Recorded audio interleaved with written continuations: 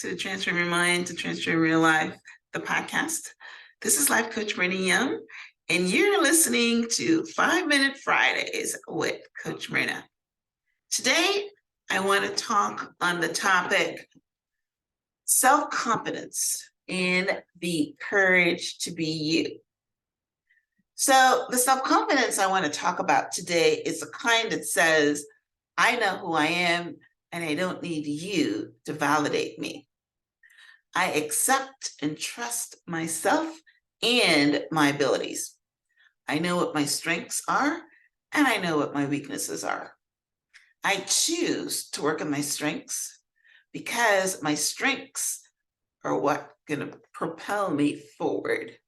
I'm not going to work on my weaknesses because those are the things that I'm just not good at. We all have talents. We all have a natural ability and our strengths. If we work on them, then we become better.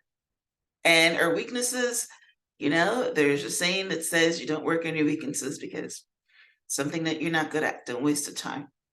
So when you're confident, you know who you are. There's a saying that I love, to know thyself is to grow thyself. So you know who you are, you know what your strengths are. And if someone tried to tell you that you're not good at something, I always remember, one of the relationships I was in, someone tried to tell me that I was not a good driver. And I said, yes, I am.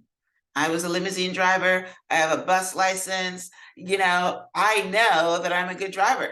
So you trying to tell me that I'm not a good driver doesn't do anything for me because I know who I am. It's like somebody says, hey, you're not pretty. Hey, if you know that you're pretty, then you don't have to worry because people always try to knock you down. And if you've got confidence in yourself, you just let it run over you like water off of a duck's back. So I want to share this story that I heard that illustrates what self-confidence is and how it is an aura about yourself, that you know certain things about yourself and you're not going to deviate from it because that's who you are, right? The courage to be you. So Jim worked at a radio station all his life. He was well-known and famous radio show host. All his friends and colleagues knew him by one feature.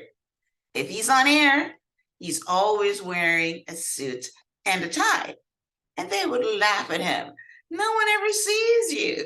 You're on the radio. Why do you dress like that? But he always turned it into a joke. Hey, I feel confident because when I dress in a shirt and a tie, and you guys can laugh all you want. When I'm on the air, I still need to feel confident. I'm still doing something that needs confidence. And if this is what I got to put on to feel myself, that's what I'm going to do. Anyway, one day, Jim was invited to appear on TV.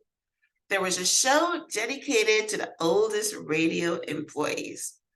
For the first time, the people who knew him only by his voice would get to see him. This is the time when appearance was important, right? But before the recording of the show, the director came to Jim and asked, hey, usually you're on time, but today you were 10 minutes late. It's not a problem, but I'm just curious. I'm interested. Why were you late today of all days? Jim answered, you see, at the last moment when I was already dressed, I noticed that I didn't have any new socks. For the first time, I was going to be on television, and I thought that simply wearing clean socks was not good enough. It needed to be new socks. So I needed to rush out to the store and get me some new socks. His producer says, well, why? Nobody's seeing your feet, right? We're only filming from the waist up, right? You're in a close-up. You could have come barefoot. Nobody would have cared or nobody would have seen. But Jim says, you see, I need to be spotless on air. I need to feel myself spotless in everything, starting with the shirt and finishing with the pen in my pocket. And if my socks has holes in them or my shoes are dirty, I'm not spotless anymore. So I can't feel spotless if I know that I'm not spotless. Important lesson here, guys. You can't fake it, right? If you feel dirty, then that's what you're going to project, right? You can't fake it, right? So that's basically what Jim was saying. Nobody was going to see his holes in his socks, but he knew that they were there, right? So this story illustrates that self-confidence is an internal thing, right? No one could tell that Jim's socks had holes in them, but he could. And he could no longer have confidence in himself if he kept feeling the holes in your socks, because when you got holes in your socks, your toe sticks through them. It's uncomfortable, right? You know they're there, right? It's like my grandmother would say, don't go on the street with holy panties or underwear, because what happens if you get in an accident or somebody lifts up your skirt or something, right? So you always be your best, because you never know what's going to happen. But he might have had some internal dialogue that went something like this. You call yourself spotless? That's a joke. You're no better than the bum in the street with holes in your socks. You know how you guys do it when you're talking to yourself, because that's where self-confidence or the lack of comes from. Sometimes it's what people tell you and you play it in your head. But most of the times it's how you think about yourself and how you talk to yourself, right? So self-confidence comes from trusting your abilities. You tell yourself, I know that I'm going to pass this test with flying colors. I got this. Trusting how you look.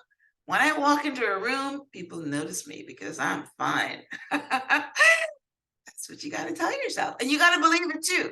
It can't be those, useless affirmations. You got to believe it, right? So whatever you got to do, you got to believe it. Self-confidence does not come from flattery or meaningless compliments, because when you don't get them, you lose confidence in yourself, and the negative voices in your head start running on repeat.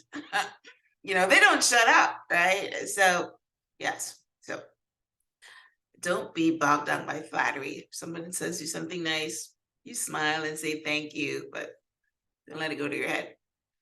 So having the courage to be you means that you understand that you're not good at everything. And the things that you're not good at, you get help with. For example, you are the CEO. You are the visionary. You see the vision, right? But you're not good with the details, right? You can see the destination, but you don't have the routes, how to get there, or the little details that you've got to do. But what do? You hire an assistant to help you with the details. There are people that are very good at details, but they don't have no vision. You are the visionary. You are the CEO. You are the captain of your ship. You are the master of your soul. So don't let anyone take the wheel because you are not confident. Be confident that you are going in the right direction. All right. Well, listen, thanks for tuning in to this week's episode of 5-Minute Fridays with Coach Myrna. I hope that you're inspired by the story of Jim. I think it's a good one. I think it shows what self-confidence is all about. It's how you feel on the inside, right? What you project on the outside. So thanks for tuning in. If you're listening to this on iTunes, I would love for you to rate and review. If you're watching this on YouTube, then I would love for you to subscribe. So until next time, namaste.